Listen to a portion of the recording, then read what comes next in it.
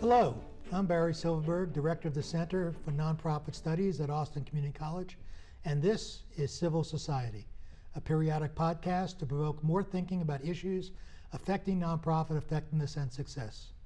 My guest today is Juanita Budd, an innovative leader and digital literacy ambassador.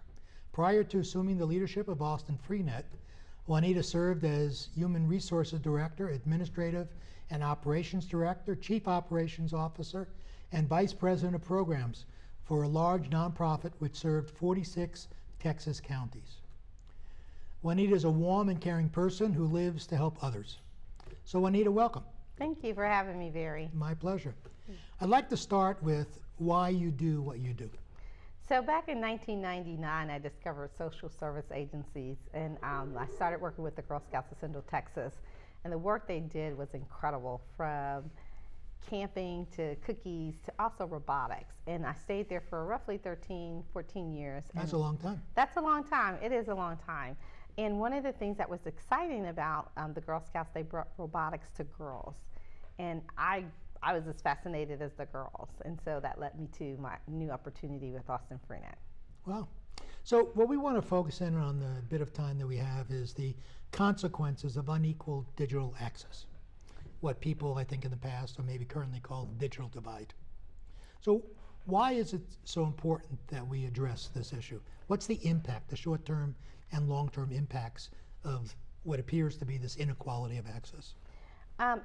Unequal access costs this country roughly $55 billion a year through the lack of resources of goods and services, to education, to health issues, to job opportunities.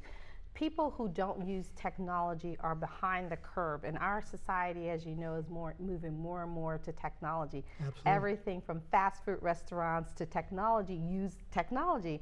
80% of Fortune 500 companies require online applications, so if a person doesn't have access to technology, that limits their opportunity for employment. And the long-term impact on that is economic? It's economic and social. We are now finding ourselves looking at other countries when we're talking about intellectual capacity of digital and technical advancements. And so if we're looking to other countries, what happens to the community that we serve? What happens to the Americas, right? So we really have to be careful about how we look at this. We can always source for other opportunities, but then what happens to our American citizens? That's a long-term impact. So in terms of the services available from Austin Freenet, so it started out, as I recall, as an effort to provide internet services in the libraries. And that was quite a number of years ago. Yeah. 1995. 1995. Yes, yes. And since then, obviously the libraries are now providing it, and it's available a lot of places. So how, from your original mission, how has the mission changed? So yes, the libraries are providing technology services, and so are other people, because we're digital by default. They have to, but that's not their primary responsibilities. And many of the librarians who were surveyed indicate that not only do they not have the right resources, but they don't have the training as well. So places like Austin Freenet still is very much needed. Also, we discovered that people not only need to learn how to use technology, but then enhance their quality of life. And so Austin Freenet now provides IT certification training in A+, Network and Security Plus. And so we're going from teaching people how to move the mouse all the way up through a lifelong opportunity in technology. So you're moving from move the mouse to finding the cheese. Our That's pretty good. Because people will move the cheese. Absolutely, absolutely.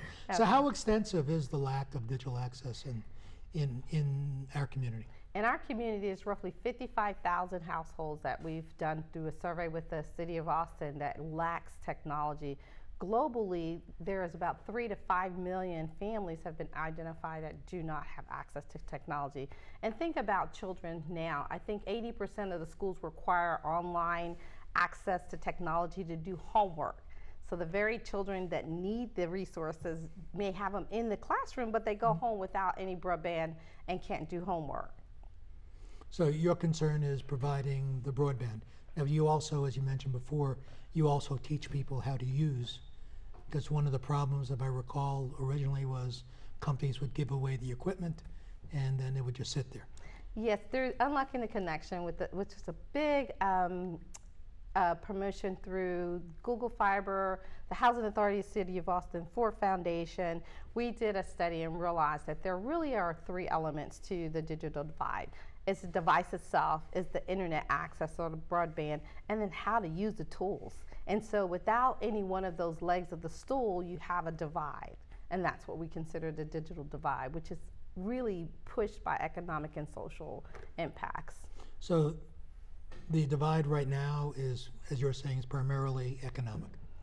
Economic in terms of reasons why people don't have access. and social. Think about what's going on in the media in our world today. I was going to ask you that. Well, go ahead. I'll let you ask. No, you go ahead and talk. You won't say it first. Yeah, we talk about fake news. We talk about research. All of that information, if you don't have access to it, what do? There's just a huge need. People who don't have access to digital literacy can't get involved socially and engage politically, and that's where some of the changes are made in our society. Parents can't talk to their students' teachers because everybody tells them to go online, and they say, what's online and how do I get access to online? So it really impacts us. I guess the ultimate outcome is the economic, but it's social as well.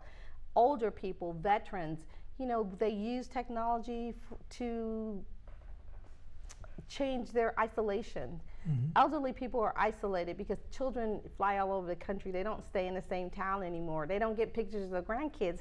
And so teach them how to use Facebook, and they feel connected. Even if they're not posting, they can go and look at their grandkids and really engage. Telemedicine, telehealth's online. People who use technology have an advantage over those who don't. They don't have to go on the corner and stand for hours to catch the bus to go to the doctor. They can use technology to fill that gap. Cool. I know in the issue of literacy in general, mm-hmm. there's a very strong shame factor mm-hmm. that exists for people who can't read, mm-hmm. and they kind of make up for it and hide it. Does that relate at all to digital? Absolutely. How does it manifest? Especially with adults, right? Adults only want to learn what they need to learn, and until they identify that this is a barrier, they avoid it.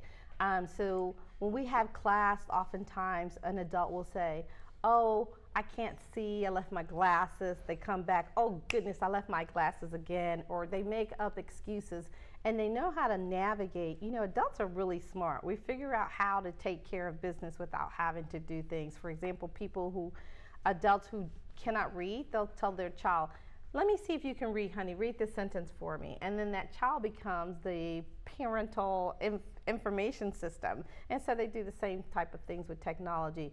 I can't see, it's too small. Oh, help me with this opportunity. I think it's less shameful because technology moves so fast. I know my kids talk about Snapchatting and Pinterest, and I'm still on Facebook. So yeah, I make my kids wash their mouths out when they talk like that. But absolutely. So it moves quicker. So there's a little less shame, but people make an assumption that you know how to use the technology. Absolutely. So what trends are changing? Mm-hmm. Okay, the Austin Freenet has changed dramatically in 25 years, 30 years, whatever it is. My math is not that good. About 20. Yeah. Okay. Where's it going? What does Austin Freenet look like 3 years from now, 5 years from now, in terms of services, clientele? I think we'll still be providing some public access opportunities, but I think we're going to be moving into the training component. What does employers need for Austinites, for Americans to have in the technology space to compete with the global economy? What type of trainings can we provide? Do we need to do more hardware training, or is it software training? Is it analytics, statistical analytics, or digital analytics? Data, there's just so much. Even the gaming industry is something that uses technology. Mm-hmm. You don't have to be a genius, but kids get on there and they learn how to maneuver those things. There is data behind that can push the sales of games and to impact how games are made or find glitches. So there's quality assurance. There's all kinds of opportunity, and I see Austin Freenet being one of the leaders in identifying those types of. So one of the things I'm hearing is moving into the area of workforce development. Absolutely, that's where we're moving, and that's where we are right now with our IT certifications. And where does the Austin Freenet get its funding? Who supports this? So the Texas Workforce Commission funds us. Austin Community College, through a Texas Innovative Adult Career Education ACE grant, provides us with Can you funding. say that again? And City of Austin provide us funding, the MIDI Foundation, Google Fiber. There are a plethora of organizations that really see the value of Austin Freenet and the work that we do. It's good they recognize that. I appreciate So it. in your bio narrative, and I quoted it in my introduction, you describe yourself, or you're described as a digital literacy ambassador. What's a digital literacy ambassador? That I would have asked it differently, but that's the question. You know, someone who advocates for technology support for the underrepresented communities. So I just want people to understand and know that technology is our future, but we also need to make sure that those who don't have access are not left behind, because, you know, we're as strong as our weakest link, right? Absolutely. And so we want to make sure that we provide those services to people who could help us all reach the top.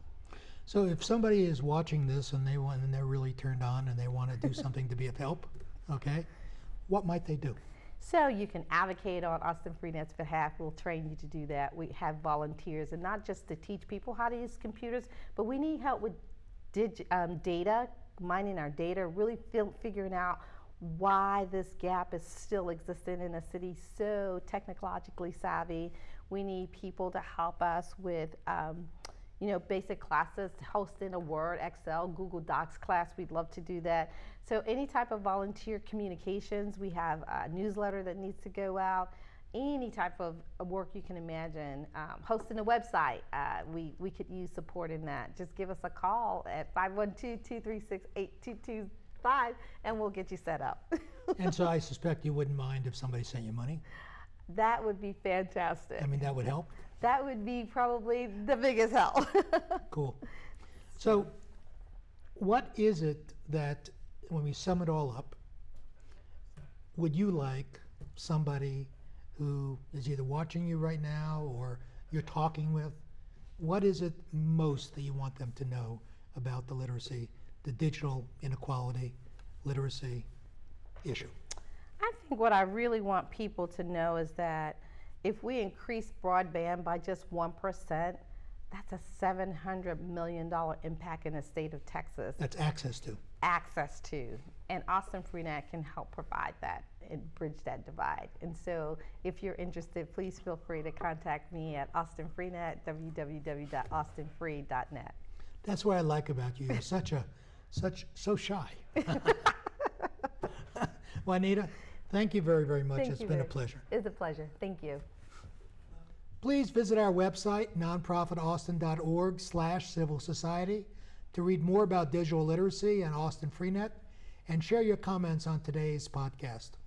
This is Barry Silverberg with Civil Society, a Center for Nonprofit Studies podcast, in collaboration with the wonderful folks at ACCTV. Thank you for joining us.